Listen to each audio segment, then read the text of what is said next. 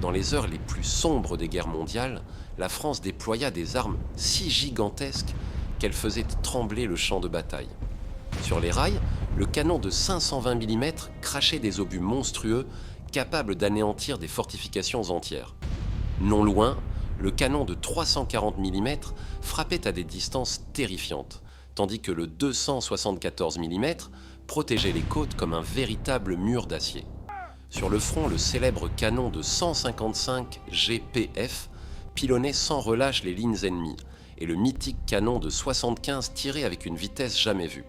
Si tu veux découvrir d'autres machines de guerre qui ont marqué l'histoire, abonne-toi maintenant et rejoins la chaîne. Parmi toutes les armes déployées pendant les guerres mondiales, certaines étaient si gigantesques qu'elles semblaient défier toute logique humaine. Mais une seule dépassait tout ce que l'on pouvait imaginer. Monté sur des rails comme une forteresse mobile, le canon français de 520 mm n'était pas simplement une pièce d'artillerie, c'était un véritable monstre d'acier. Son tube colossal s'étendait sur plusieurs mètres, capable de projeter des obus pesant plus d'une tonne à des kilomètres de distance. Lorsque cette arme entrait en action, le champ de bataille changeait instantanément. Le sol tremblait sous la puissance du tir, les nuages de fumée s'élevaient comme une tempête noire et le fracas du départ du coup résonnait à des kilomètres à la ronde. Les soldats décrivaient ce moment comme un grondement venu des profondeurs de la terre, suivi d'un souffle destructeur capable de pulvériser bunkers, fortifications et positions ennemies en un seul impact. Sur les rails, entouré de soldats minuscules face à son échelle démesurée, ce canon incarnait la puissance brute de l'artillerie française. Chaque tir était une démonstration de force absolue, transformant des zones entières en paysages de ruines fumantes. À distance, les lignes ennemies voyaient apparaître des explosions titanesques, comme si la guerre elle-même frappait le sol avec une violence incontrôlable. Ce géant d'acier n'était pas seulement une arme, il symbolisait l'obsession des nations pour une puissance toujours plus écrasante, une course où la destruction devenait une démonstration de supériorité. Et ce n'est que le début, car certaines machines de guerre françaises étaient encore plus terrifiantes. Si tu veux découvrir les armes les plus gigantesques et les plus destructrices de l'histoire, abonne-toi maintenant et reste avec nous. Mais ce canon titanesque n'était pas la seule arme capable de semer la terreur sur les champs de bataille. Bien avant lui, une autre création française avait déjà marqué l'histoire par sa puissance et sa précision redoutables. Le canon de 340 mm apparaissait comme une véritable forteresse d'acier posée sur des rails. Son tube immense, pointé vers l'horizon, donnait l'impression qu'il pouvait frapper n'importe quelle cible, même à des distances inimaginables pour l'époque. Lorsque cette arme entrait en position, le silence tombait sur les lignes ennemies.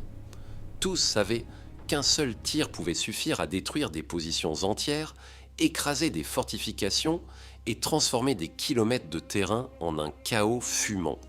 Autour de lui, les soldats semblaient minuscules face à sa taille colossale. Chaque mouvement de cette machine demandait une précision extrême, comme si l'on manipulait un monstre capable de déchaîner une force incontrôlable à tout instant. Quand le canon tirait, une onde de choc traversait le sol et un nuage de fumée gigantesque s'élevait lentement dans le ciel. Au loin, les impacts provoquaient des explosions massives, visibles même à plusieurs kilomètres, rappelant que la guerre moderne était devenue une démonstration de puissance industrielle. Pour les soldats adverses, ce n'était pas seulement une arme, mais une menace constante, invisible et implacable. Chaque tir rappelait que la distance ne garantissait plus aucune sécurité face à la portée terrifiante de l'artillerie lourde française. Et pourtant, malgré sa puissance écrasante, ce n'était encore qu'un aperçu des machines de guerre que la France avait développées. Car certaines d'entre elles allaient repousser encore plus loin les limites de la destruction. Mais même cette forteresse d'acier n'était pas l'arme la plus impressionnante jamais déployée par la France. Car au fil des guerres mondiales, une autre catégorie de machines allait apparaître, capable non seulement de frapper à distance, mais de transformer le champ de bataille lui-même en un enfer permanent. Contrairement aux gigantesques canons sur rail, cette nouvelle arme n'attendait pas immobile sur des kilomètres de voies ferrées. Elle avançait directement vers l'ennemi, lentement, implacablement, comme une masse d'acier impossible à arrêter. Lorsque les soldats la voyaient émerger à travers la fumée et la boue, beaucoup pensaient assister à l'apparition d'un monstre mécanique sorti d'un autre monde. Le sol tremblait sous son poids colossal, tandis que son blindage épais résistait aux tirs ennemis.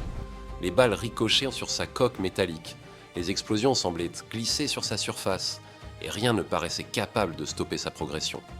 Autour d'elle, le chaos du combat prenait une dimension totalement nouvelle. Ces armes, montées sur une structure gigantesque, pouvaient balayer des positions entières en quelques secondes.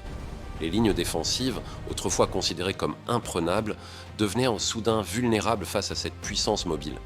Chaque mètre qu'elle parcourait rapprochait l'ennemi d'une destruction inévitable. Pour ceux qui se trouvaient sur son chemin, il ne s'agissait plus simplement d'un véhicule de guerre, mais d'une véritable incarnation de la domination industrielle. Une démonstration terrifiante de ce que la technologie moderne pouvait accomplir lorsqu'elle était entièrement consacrée à la destruction. Et c'est précisément cette machine titanesque, à la fois lente, massive et presque indestructible, qui allait devenir l'une des armes françaises les plus impressionnantes des guerres mondiales.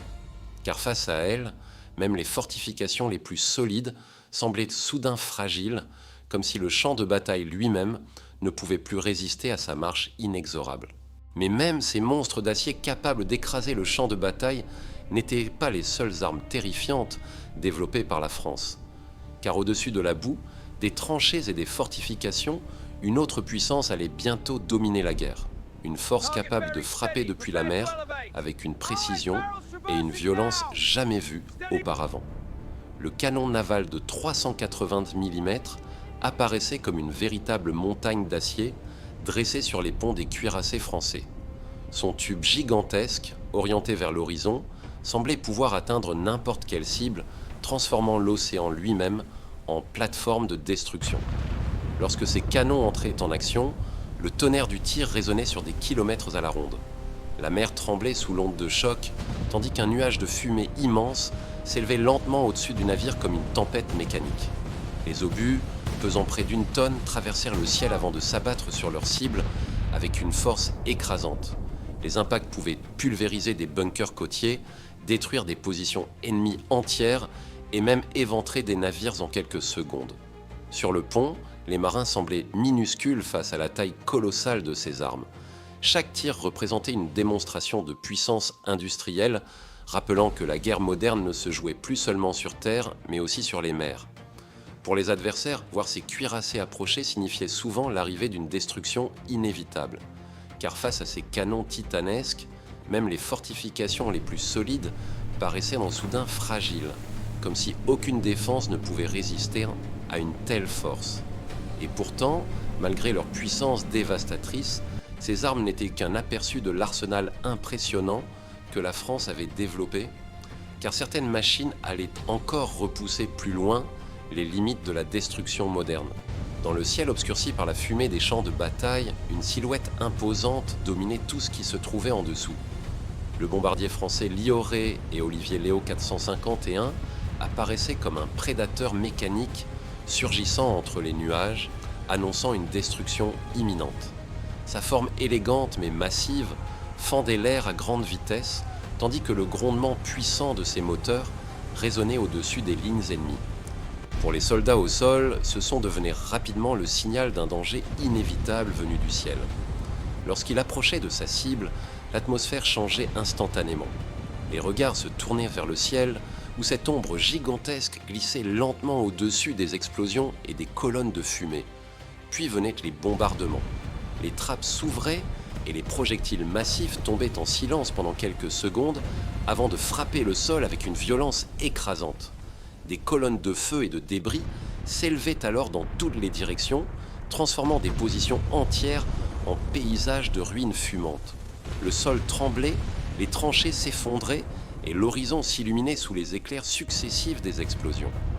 Au milieu du chaos, le Léo 451 poursuivait sa trajectoire, implacable, disparaissant ensuite dans les nuages comme un spectre mécanique. Chaque passage rappelait que la guerre moderne ne se limitait plus à la terre ou à la mer, mais qu'elle s'étendait désormais jusqu'au ciel. Face à cette puissance venue d'en haut, même les fortifications les plus solides semblaient soudain fragiles. Car ce bombardier incarnait une nouvelle ère, celle où la technologie permettait de frapper partout, à tout moment, avec une force capable de remodeler le champ de bataille en quelques instants. Ainsi s'achève l'histoire des armes françaises les plus gigantesques des guerres mondiales, des machines titanesques qui ont transformé à jamais la guerre en un affrontement de puissances mécaniques et industrielles.